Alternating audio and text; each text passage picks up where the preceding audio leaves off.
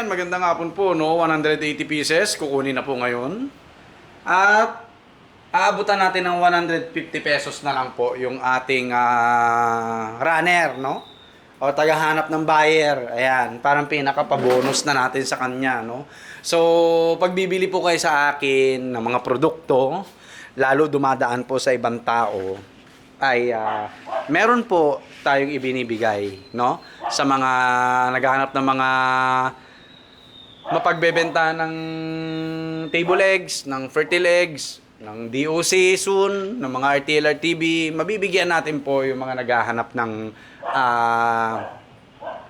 buyers po natin, no? Lalo tayo hindi natin mahaharap yan at tayo po ay magtatrabaho soon, no?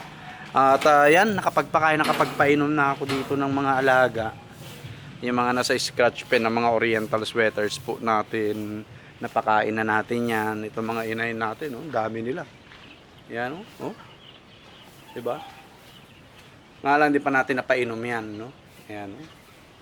Malalaking manok po to kasi oriental sweaters itong mga inahin natin, eh.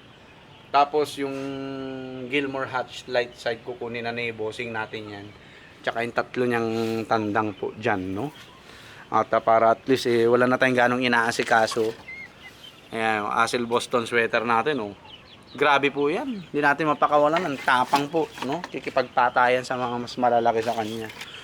Asil Boston sweater. May lalaki na naman tayong ibang kulay, oh. Ayan, mga Asil Boston sweater po. May lumalabas po talagang pula. Pura. Di ba lang, talisay, oh, ano eh. Ayan, oh, malapit na mangitlog din po itong mga to. Pagtiyagaan na natin na alagaan, no? Tapos control lang, kontrolin lang natin yung mga yan.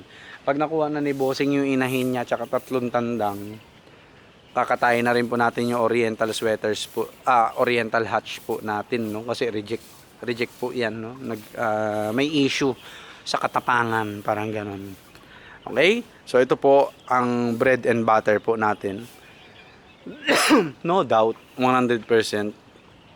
Ito po talaga yung nagbibigay sa atin ng active na income araw-araw. Sa totoo lang po, table eggs, fertile eggs, no? At nakikilala na tayo paunti-unti sa Zambales na nagbebenta po ng fertile eggs. Marami na po tayong nabentahan ng fertile eggs. Yung una-una yung kabatch ko po, ayan, may mga malapit na may papisa siya. Itong weekend or ngayon, mga oras na to, nangingitlog, namimisa na siguro yun. Kasi nauna ako dito sa first batch. Siguro mga Sabado or Linggo yung pisa nung kanya, mga ganon. No? So, ayan, punong-puno rin niya ng itlog ng pugo. First and second batch, tapos yung third batch po natin nandito. Yun, no? Third batch natin yun. And then fourth batch. Meron na rin po laman yan, no? Okay, so 4 na batch po yan. Ayan, oh. Oh, di ba? Oh. Ayan. So, ang pisaan nila, first batch, May 17. Second batch, May 22. Third batch, May 26. Tapos, yung fourth batch natin, May 31. Tag-ulan na to. Mga oras na to, no? Kaya, yun, no? 900 pesos po itong order sa atin ngayon, worth of quail fertile eggs. Bibigyan na lang natin ng medyo malaki-laki yung tagahanap natin ng buyer. Actually, hindi ko naman kailangan ng tagahanap ng buyer dahil kaya ko magbenta, no? Kaya ko magbenta. Pero yun, para makatulong na rin po tayo, no? Lalo sa fertile eggs. Pwedeng-pwede. Sa table eggs, hindi na tayo siguro magpapa-commission doon kasi maliit lang naman yun, no? Ang table eggs po natin dito is 250. O, di ba? Magkano lang yung 100 pieces? 250 pesos, no? So, siguro hindi na tayo magpapa-commission doon. Sa fertile eggs na lang at medyo malaki-laki, no? At medyo malaki-laki. Ayan, siguro bukas magki-clear up na ako dyan ng mga hindi na kailangan lalo yung oriental hatch po natin. Katayin na yun, no? Tapos pakuha na natin yung 4 na manok na bossing natin dyan. At siya na magbi-breed po, no, nung mga i-breed niya. Ako po yung personal breeder po talaga. ni bossing natin, no?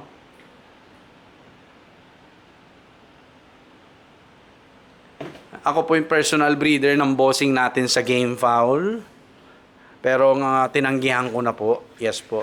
At focus po tayo sa quail breeding and propagation. Tapos ito ipapa-convert pa natin yan. No?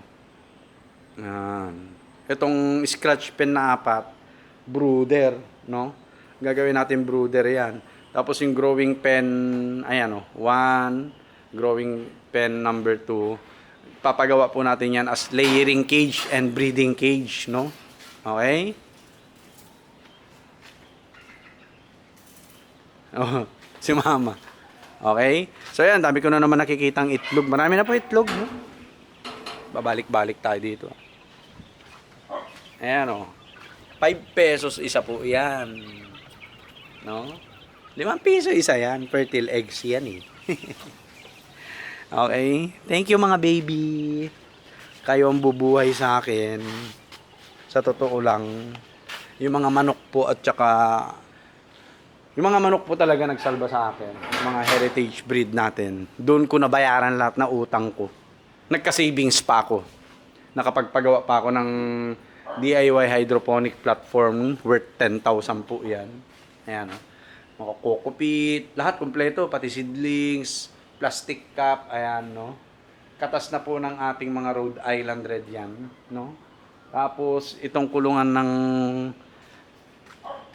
pugo, at saka yung mga mismong pugo, katas na rin po ng ating mga heritage breed yan, and may natirang savings. Nakabayad na ako ng utang, wala akong utang sa bill, ayan po, no? O, ha? Sa Meko, wala akong utang sa bill. Kaya ayusin nyo yung serbisyo nyo. Diba? Kung kailan mainit, mamamatayan ng kuryente. Kung kailan bumabagyo doon, mawawala yung kuryente dahil may nabuwal daw na ganito. Mag-clearing na kasi kayo. Ang tatalino ng mga nasa taas eh. No? Summer pa lang, pakilusin nyo na. Galaw-galaw na kayo. Mag-clearing na ng mga puno. Sa mga linya ng kuryente, di ba? Ganon lang kadali yan. Kulang lang kasi kayo sa diskarte. No? Iba yung nasa isip ninyo. Kaya ganyan, no? Tao yung naapektuhan, no? Pag puputulin yung kuryente, ang bibilis. Pag aayusin yung problema, wala sa wisyo, no? Walang oras, no? Tatagal, patay tayo dyan. Tingnan nyo naman, nakaangkla tayo sa kuryente, oh. 4 na incubator to nakabukas. Kaya plano ko pong bumili ng inverter talaga. Kailangan ko. Inverter talaga, no? Ayan, oh. Para at least may masasaksakan tayo ng incubator natin, no? So, yun lang po, no? At mamaya magkaroon tayo ng egg collection session. Ito, ayos na natin yan. Okay? Ito, ipunta na natin doon. Mag-aayos na rin po tayo ng order. So, 186 pieces po yun, no? Sinobrahan natin ng 6. Hindi ko na sasabihin. Baka mapanood din to ni Boss Mar eh. Baka mamaya, alam nyo na, may sobra tapos baka biglang mawala yung sobra. Alright? So yan, mamaya tayo kokolekta ng itlog. So yan po, no? So ang priority ko is may pa-convert ito into brooder. Ito, yung 4 na yan. No? Kasi magpapapisa tayo eh. Di ba? Magpapapisa tayo. Tapos wala tayong brooder. Patay tayo dyan, boy. No? Or pwede naman, karton-karton muna para makatipid.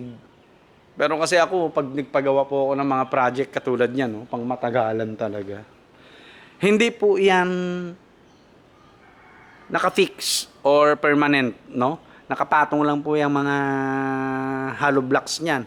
Kaya pag binakbak po yan, no? Makiklear pa rito, no? Pwede. Makiklear pa. Okay? So, yun lang po sa hapong ito. Mamaya samahan niyo po ako, no? At tayo po ay egg collection. Peace! Yo! Magandang hapon.